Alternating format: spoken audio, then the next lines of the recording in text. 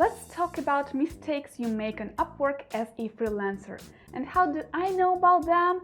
Well, let me tell you about my recent experience on Upwork as a client. Interested? If yes, hit the like button. Yes, I'm intimidating you, and then we'll proceed. Okay, Top Gun, as you might know, I run an Upwork agency. I occasionally work on Upwork as a freelancer myself, and I occasionally hire people on Upwork as a client. So 5 months ago, I've put my job posting on Upwork in order to find a person for our team for a long-time project. I typically never hire people on Upwork for long-term projects, especially not for our core clients, but here we go. And I had all sorts of people replying to my job posting. Now, I've made it very smart.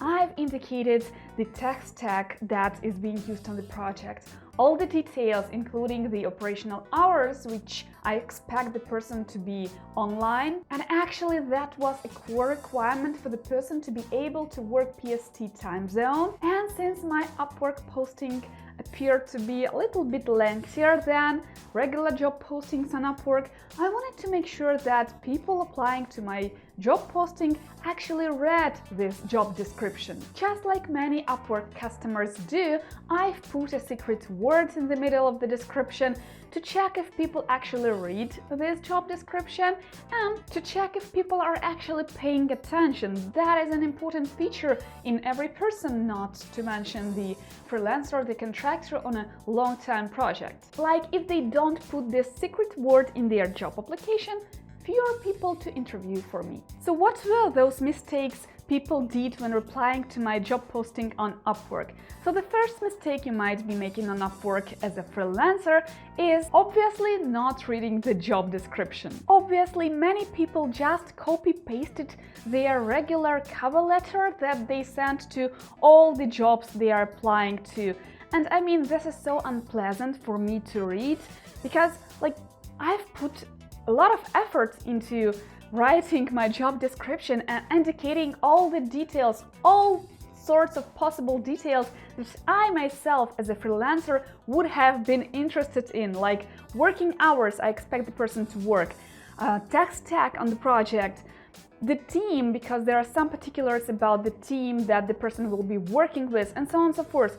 So that was quite a lengthy job description with all possible details a person could have needed, yet they didn't read it and they didn't respond to any of the points that I indicated in that job description. And I was so frustrated when reading those answers because, like, why didn't you at least read it through? And besides, that shows your attitude. And I don't want people in my team with such an attitude, with not paying attention, not giving the effort, even at the very first stage where you should give your best and present yourself the best way possible. And if you don't do that, what should I expect from you, like, later on? Don't do that. And obviously, the second mistake you might be making on Upwork as a freelancer is not putting that secret word on the top of your application. I was so frustrated with this one because for myself, it is already obvious that most clients, I mean serious clients, are putting that secret word in their description, and I just have to put it in the beginning of my application, and that's almost a must-have. And I was so used to that, and I didn't expect so many people to not have it. This is such a basic thing to do to prove that you actually read the job description, which you might not have done, but you can see the secret word somewhere in the job description. Just put it in the beginning and you're good. Please don't be so lazy as not to put that secret word in the top of your application, because, like, that's a basic thing to do, and most clients use these secret word tactics to cut off all the inattentive freelancers who are not giving the effort. If you don't put this word in the beginning of your application, it's a no from the very start. It's a red flag for clients for a good reason. So the third mistake you might be making on Upwork as a freelancer is writing a novel about yourself. Listen, I don't care about you, and neither do other clients. However rude it may sound, in the beginning of your potential cooperation with the client, clients don't care about you.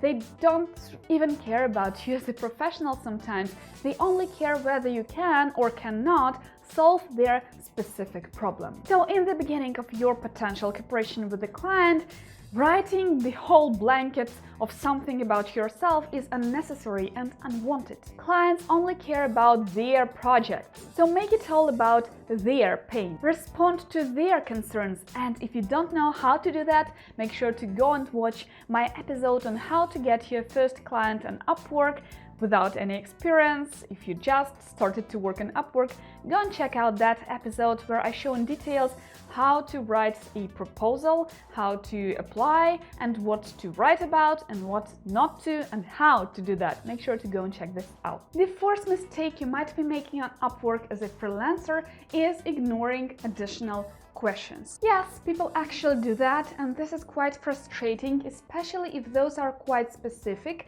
and mine were, because the project was quite specific and I've put some questions that were the core questions for this project. There were some specific approaches I wanted the potential candidates to use on the project, and I asked all about that.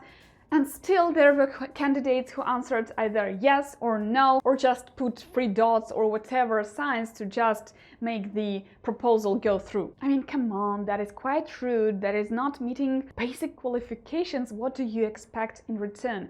So please, as a freelancer, don't do that. If the client has some specific questions, please put in some effort to answer those. Of course, there are some generic questions that many lazy clients ask. That is something even unrelated to their project, and they just put it randomly, something that Upwork suggests they should. And this is quite rude, of course, but that's their choice, and your choice as a freelancer is to answer everything to the fullest capacity, but without writing a novel. The fifth mistake you might be making on Upwork as a freelancer is applying when you obviously don't meet basic requirements. For example, I had candidates who applied on the position of data engineering when they were data entry specialists.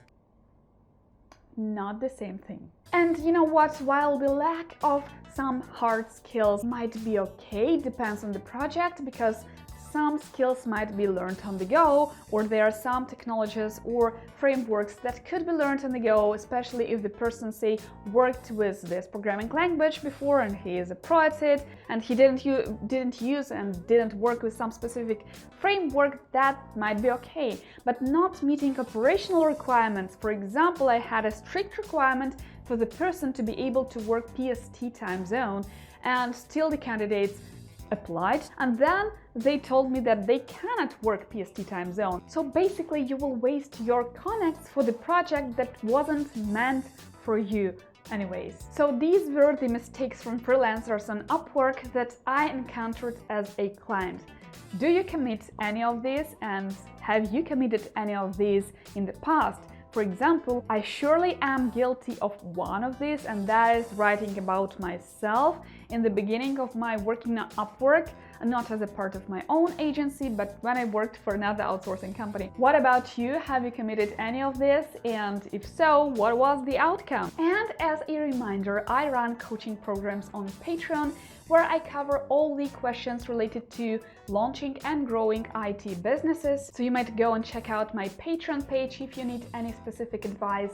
There are some documents that I share on my Patreon page, like contractor agreements, MSAs, statements of work, and so on and so forth. So all the legal documents and all the operational documents, you might want to go and check out this.